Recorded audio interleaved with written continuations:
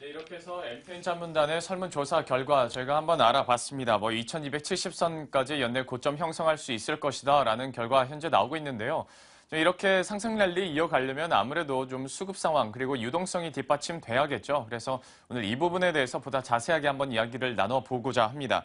현재 유한타증권 설릉역 지점에 박진희 차장 전화 연결돼 있습니다. 안녕하십니까? 네, 안녕하세요. 예, 좀 프로그램은 달라졌지만 오랜만에 뵙는 것 같습니다. 네. 예. 유동성 얘기 안 해볼 수가 없을 것 같습니다. 그런데 자금들이 선진국뿐만 아니라 신흥시장에도 이렇게 유입이 되는 모습인데 현재 상황은 좀 어떻게 분석하고 계신가요?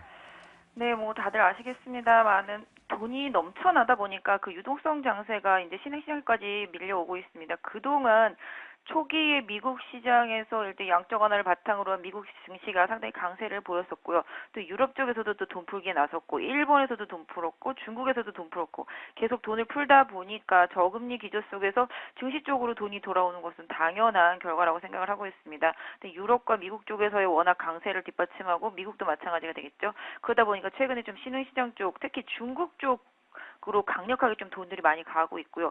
최근에는 이머징 시장 쪽 전반적으로 좀 많이 자금들이 많이 들어오고 있는데요. 특히 상대적으로 전년에 내내 글로벌 증시에서 좀 소외를 당했었던 우리 시장 쪽으로 최근에 좀 외국인들의 자금이 상당히 좀 많이 들어오고 있어서 말씀하신 대로 유동성 장세를 강하게 좀 느낄 수 있는 그런 시장이 아닌가 싶습니다. 역시 언급을 해주셨듯이 우리 시장에도 이제 외국인의 매수세가 이어지고 있는 모습입니다. 덕분에 상승폭도 많이 전에 비해서 커진 상황인데요. 그렇다면 과연 이런 러브콜들이 언제까지 이어질 수 있을까 좀 막연하긴 합니다만은 궁금해하시는 분들이 많습니다. 전망 어떻게 하고 계신가요? 결론적으로만 말씀드린다라면 지금 금리 인상, 미국 시장 금리 인상의 기대감이 조금 단기적으로는 좀 사그러들어 있는 상태이기 때문에 이 부분을 최대한 활용하는 그런 시장의 흐름인 것 같고요. 아시다시피 미국에서 양적 완화를 축소하더라도 중국이랑 유럽 쪽에서 계속 하고 있다라는 점이 관건이 되겠습니다. 그래서 이런 부분들 감안한다라면은 금리의 급격한 인상이 강력하게 나타나지 않는다라면은 지금의 유동성 장세는 계속 유지될 수 있겠고요. 특히 다들 아시겠습니다만 유동성 장세에서 실적 장세로 넘어가면서 그 다음부터는 가파른 시장의 상승세도 좀 나타날 수 있는 그런 구간으로 접어들기 때문에 이제부터는 종목이 상당히 좀 많이 중요하지 않을까라고 생각을 하고 있고요. 이런 부분이 계속적으로 시장을 우호적으로 이끌고 있는 그런 환경이 계속 조성될 수 있다라는 점을 계속 염두에 두시면서 투자를 하셔야 될 것 같은데요. 일단 지금 저금리에서 크게 금리가 변동하는 흐름이 나타나지 않는다라면은 실질적으로 경기 회복에 대한 기대감을 기반으로 한 시장의 흐름은 계속 이어질 수밖에 없을 것으로 보고 있습니다. 그런데 좋은 것만 있는 건 아닌 것 같습니다. 적은 내부에 있다고 기관의 매도세가 줄어들 줄 모르고 있고 특히 투신권에서는 펀드 환매 2월 26일 이후로 계속 나오고 있습니다. 아무래도 좀 발목을 잡을 수밖에 없는 또 하나의 리스크이기도 한데요.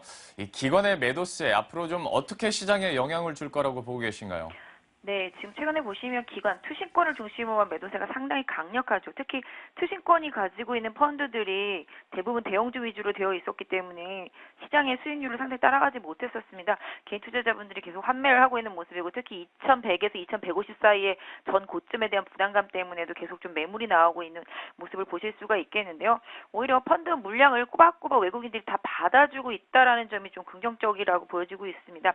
아까도 말씀드렸지만 종목이 상당히 중요한데요. 지금 보시면 바이오, 헬스케어 섹터, 제약 섹터 쪽에서도 보시면 중소형주들도 물론 많이 올라오긴 하지만 최근에 대형주 위주로 다시 많이 올라가는 모습을 보실 수도 있겠고요.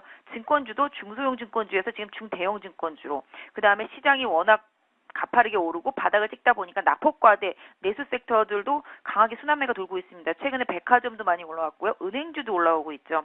그런 흐름들을 보다시피 전체적으로 시장이 강하게 순환매가 돌고 있습니다. 특히 유가를 기반으로 한 수출주들 정유화학, 조선건설 최근에 워낙 많이 올라왔기 때문에 이쪽 섹터로는 지금 매물이 나오는 것도 아마 느끼실 수 있을 것 같은데요. 전반적으로 시장이 지수에 걸맞는 종목들의 사이즈를 원하는 거죠. 그러니까 상대적으로 저평가되어 있다라고 생각하는 종목들을 계속 사들이게 됩니다. 그래서 어느 정도 지금 지수에 부합하는 수준까지 종목들이 대체로 이제 올라오게 되면은 그 다음서부터 다시 이제 실적 장세로 바뀌면서 실적이 좋아지는 종목들 쪽으로 슬림화해서 강하게 올라가게 되는데요. 지금 전체적으로 유동성을 최대한, 그러니까 기관은 중소형주에 집중해 있고 외국인은 중대형주에 집중해 있는 그런 시장이거든요. 이 양쪽을 좀 조화롭게 잘 투자를 하시는 전략이 오히려 뭐 지수나 여러 가지 뭐 수급 부분을 챙기시는 것보다 더 좀 많이 중요하지 않을까 해서 보유하신 종목들의 실적, 그다음에 중소형주는 기관, 중대형주는 외국인의 수급을 꼭 챙겨보시면서 투자하시는 게 좋을 것 같습니다.